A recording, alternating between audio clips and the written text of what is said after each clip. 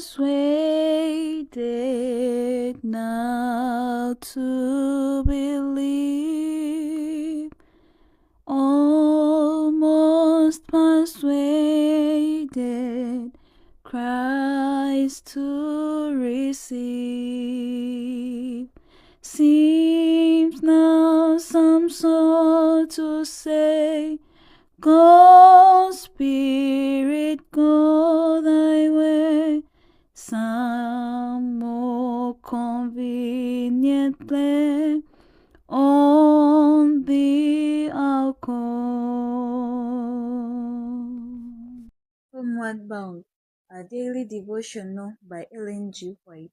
The Danger of Self-Confidence, August 25th. Unless I should be exalted above measure by the abundance of the revelation, a throne in the flesh was given to me, a messenger of Satan to buffet me lest I be exalted above measure. 2 Corinthians chapter 12, verse 7. Self-confidence leads to neglect of watchfulness and of humble, penitential prayer. There are outward temptations to be shunned and inward foes and perplexities to be overcome. For Satan adapts his temptations to the different characters and temperaments of individuals. The Church of Christ is in constant peril. Satan is seeking to destroy the people of God, and one person's mind, one individual's judgment is not sufficient to be trusted.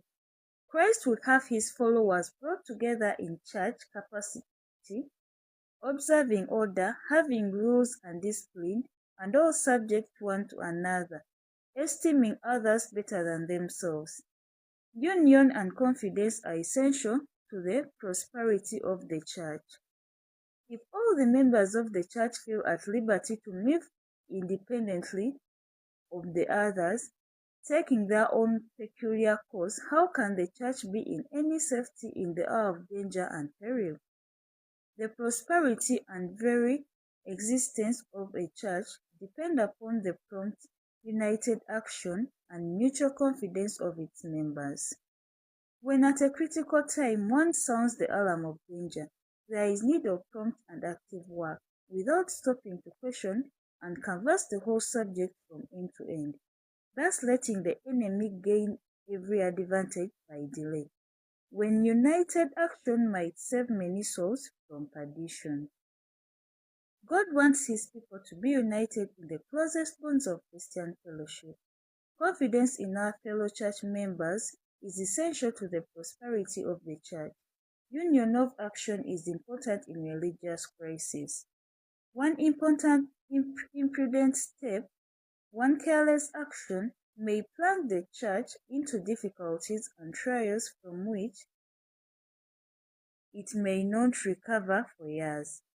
One member of the church filled with unbelief may give an advantage to the great force that will affect the prosperity of the entire church, and many souls may be lost as the result. Jesus would have his followers subject one to another, then God can use them as instruments to save one another. For one may not discern the dangers which another's eye is quick to perceive.